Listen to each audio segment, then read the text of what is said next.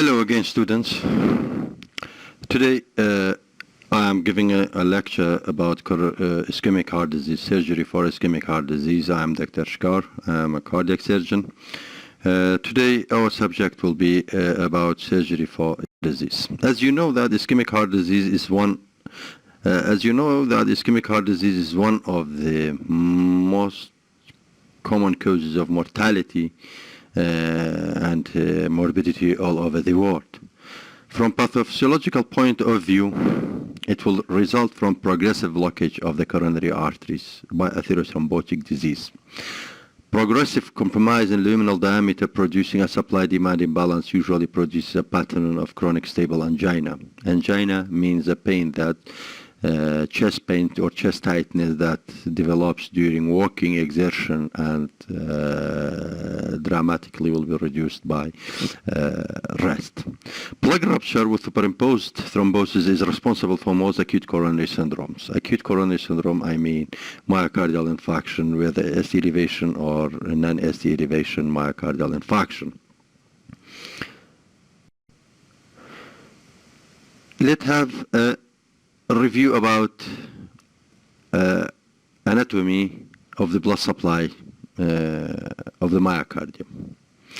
The blood supply of the myocardium is via two major coronary arteries, which are the right and the left coronary arteries. Actually, the left one is called the left coronary system. Both arises from the first part of the aorta, just distal to the aortic valve. And the left, when it arises from the aorta, it's called left main stem, and later on it will divide into circumflex coronary artery, which give or supply the lateral wall of the left ventricle, and the left anterior descending coronary artery, and the right coronary artery, which supply the inferior and the right ventricle. The left anterior descending coronary artery is by far the most important coronary artery and the most commonly affected coronary artery by atherosclerotic disease, because it's responsible for supply of 40 to 50% of the myocardium, especially the interventricular septum, which are very important in the pumping action of the heart. Diagnosis of ischemic heart disease is usually by clinical. According to when the patient tells the history that he got some sort of chest pain, chest tightness, shortness of breath during exertion. And these are from clinical manifestations of ischemic heart disease. Blood tests, for example, troponin, it will diagnose in cases of myocardial infarction. And ECG, you know that there may be ST elevation, ST depression, and T inversion.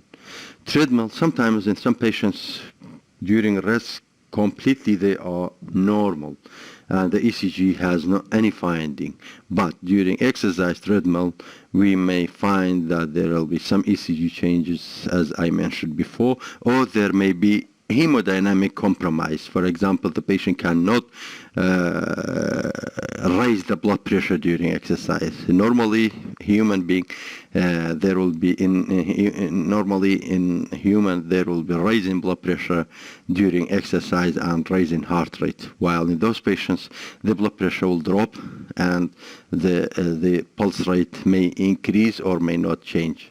Echocardiography is very important because it may show in some areas of the myocardium that have reduced blood supply, there will be reduced motion in that segment. The myocardium has the ability to adapt for different situations. When there is reduced blood supply, so the contractility and the movement and motion of that segment of the myocardium will be reduced, so this will appear on echocardiography as hypokinetic area. If the area is infarcted, it will appear as completely akinetic, which means it's motionless. CT angiography may be of help, especially in doubtful cases. I mean, for example, a young patient who comes with typical chest pain, typical symptoms of ischemic heart disease, but his age and risk factors are not there. In these cases, you may do a CT angio to see whether this patient have some problem in the coronary arteries. Or CT angio is very important in diagnosis of congenital problems in of the coronary arteries. Coronary angio, this is by far the gold standard for the diagnosis of ischemic heart disease. Management of ischemic heart disease, we have medical management in the form of aspirin, beta blockers, nitrates, calcium channel blockers if beta blockers contraindicated. For example, in cases of asthma, you cannot give beta blockers because it will exacerbate situation of asthma.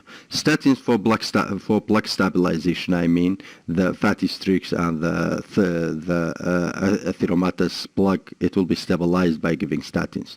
AC inhibitors, this studies show that giving AC inhibitors to those patients may improve survival. Clopidogrel may be added to aspirin to enhance the effect of antiplatelet effect and reduce the chance for developing myocardial infarction in those. ST elevation myocardial infarction can be managed by PCI, percutaneous coronary intervention. The maximum benefit those patients will get within 90 minutes from developing the symptoms or developing the myocardial infarction. So in this time interval, no myocardium is dead. Thrombolytic may be an alternative to PCI if it's not possible or it's not available. Surgery is also the last option in this situation when the PCI or thrombolytic PCI is not available. Time is myocardium. So the longer the time, the more the number of myocardial cells will be dead. So studies show that 6 hours is the maximum time that the patient may get benefit from PCI or surgery, from the onset of symptoms or infarction. Acute coronary syndrome usually managed by aspirin, heparin, and clopidogrel can be given. Clopidogrel, in those cases for whom we do CABG, 30 days post-CABG outcome will be better with clopidogrel and aspirin combined together than us giving aspirin alone. According to American College Cardiology and American Heart Association, prohibition of giving clopidogrel was a rule before 2007 if surgery is an option in those cases. But nowadays, clopidogrel is given whether the surgery is option or not. Prasugrel should be stopped for 7 days preoperatively because of risk of after the surgery or during the surgery. Platelet glycoprotein 2B and 3A inhibitors such as tyrofibine or eptifibatide can be given if continuing ischemia despite giving those medication, rest pain, hemodynamic instability, heart failure, elevated troponin, rest ECG. Interventional in the form of PCI, percutaneous coronary intervention, أويك خلق بي الشبكة وبعضهم. We have bare metal stent. We can put bare metal stent and drug-eluting stent. What's bare metal stent? Bare metal stent means the stent is metal only. At the beginning of development of these stents was bare metal. It was only metal. Later on, they showed that this atherosclerosis can cover this metal, so they impregnated the stents with a drug that's cytotoxic, which will reduce the duplication of endothelium to cover the stent. So this is called drug-eluting stent. So drug-eluting stent have longer patency and durability. Surgery. Studies have shown that surgery is very effective in relieving angina. In many cases, it's able to delay infarction, and in most cases, can improve survival. So improving survival is the major beneficial effect of surgery compared to medical management or PCI. Actually, nowadays, surgery remains the only option because maximum studies show that maximum medical management is equal to PCI, successful PCI, and it has only symptomatic relief. So we have to improve the survival, and we have to reduce the chance of reinfection in the future, at least in the upcoming 10, 15 years. So surgery remains the gold standard for managing ischemic heart disease.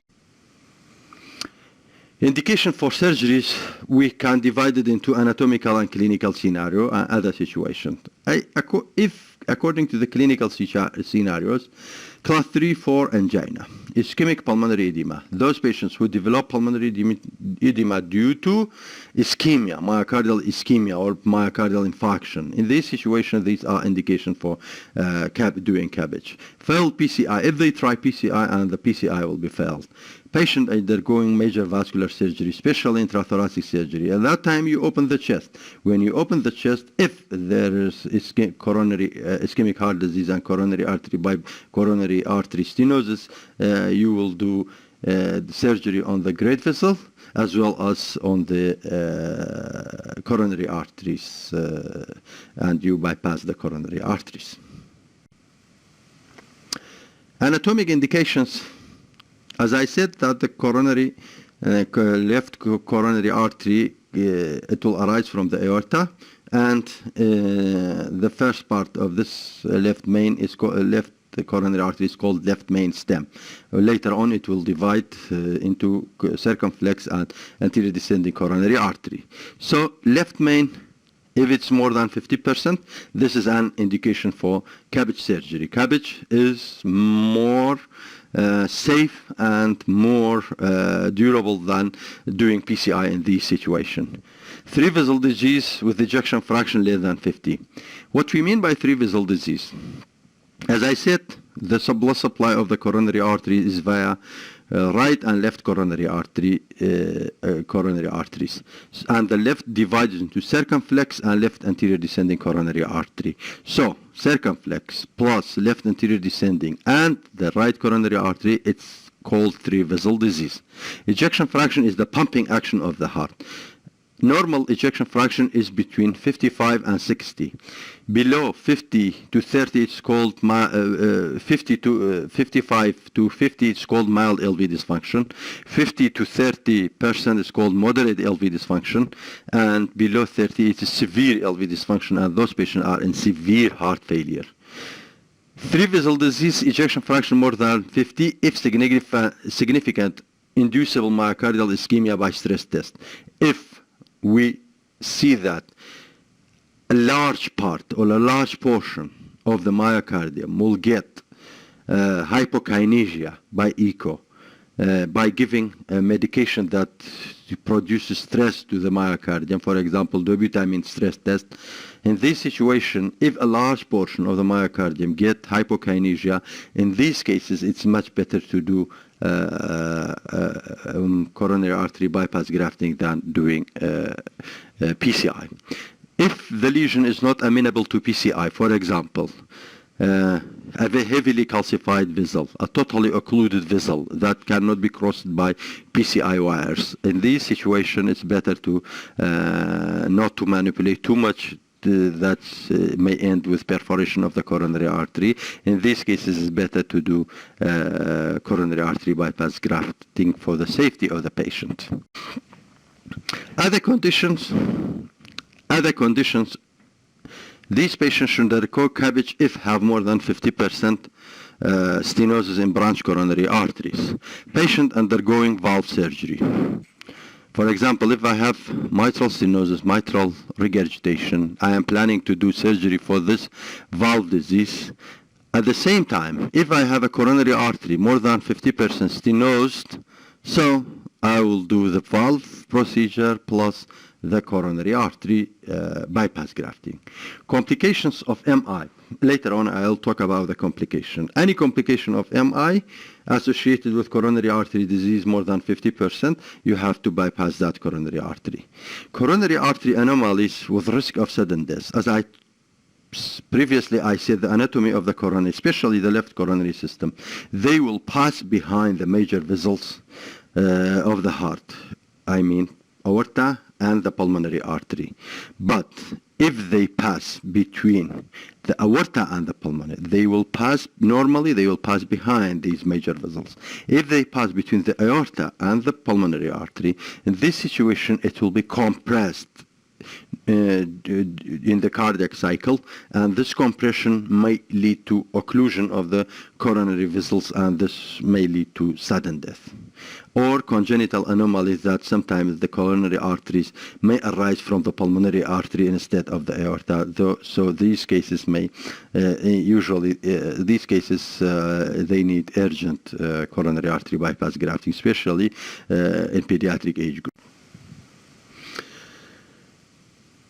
Conduits that we use for bypassing the coronary artery, we have venous conduit, which is usually and commonly the great saphenous vein, and we have the arterial conduit. Arterial conduits like ulnar artery, like radial artery, internal thoracic artery or internal mammary artery in the chest, and gastroepiploic artery, splenic artery. All these arteries can be used as a conduit for coronary artery bypass grafting. Which one is superior? Of course, the arterial conduits are much superior because they are more physiological. First, and second, long-term patency of these arteries is much higher than the venous conduits. Surgical procedures for coronary artery bypass grafting. We have on-pump coronary artery bypass graft. That's by using cardiopulmonary bypass machine and arresting the heart in a motionless. We do the procedure in a motionless heart. Op-cap, off-pump coronary artery bypass grafting. This is without use of cardiopulmonary bypass, and this procedure is done on a beating heart. Mid-cap, this is minimally invasive direct coronary artery bypass grafting. In this situation, in this case, usually it's used for single graft using the internal mammary artery over the bypassing the left anterior descending coronary artery. We open a small incision submammary, 3 to 5 centimeter anterior thoracotomy, and we bypass the left anterior descending coronary artery. It cosmetically is very interesting. And the result is equal to those with open procedure. TCAP, this is telescopic. We have robotic also. Laser transmyocardial revascularization, this is the last option, hopeless cases that cannot be managed by surgery or PCI. This is how we do graft on the coronary arteries. For example, if you see that the LITA to LAD, usually left internal thoracic artery, which is a branch from the first part of the subclavian artery, left subclavian artery, this is a very interesting conduit that has a long-term patency, 25-year, 97% of these conduits will remain patent after 25 years, and it will not be involved by atherosclerotic disease. Usually we put it on the most important coronary artery, which is the left anterior descending coronary artery, and we open an after the stenosis, we locate where by coronary angiography we locate the site of the stenosis, and distal to the stenosis we open an arteriotomy about 1 centimeter, and we anastomose the distal end of the left internal mammary artery to the coronary artery. So by this we bypass the stenotic area. As you see that the SVG means great saphenous vein.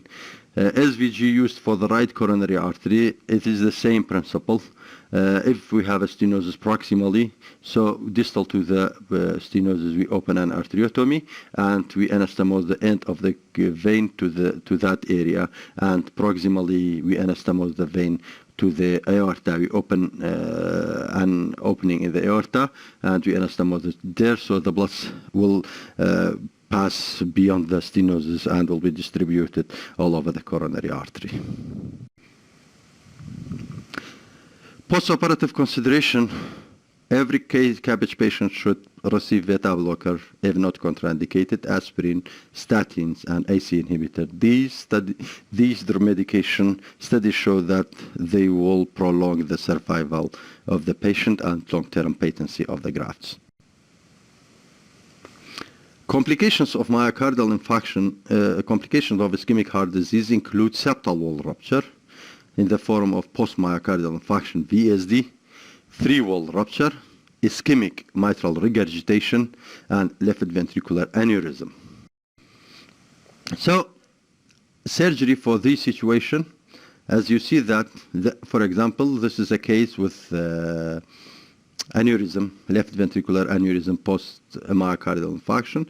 We open the aneurysm. This is a fibrotic tissue. We remove it, and we close the heart by a special patch, the opening by a special patch, and this will increase the contractility and the effectiveness of contractility of the myocardium. VSD, how we open the VSD. We close the VSD in this way. Sometimes the upper A and B, we close the VSD by a patch, and we close the LV aneurysm as well as. And in mitral regurgitation, ischemic mitral regurgitation, we will do either a repair or replacement for the mitral valve. And thank you.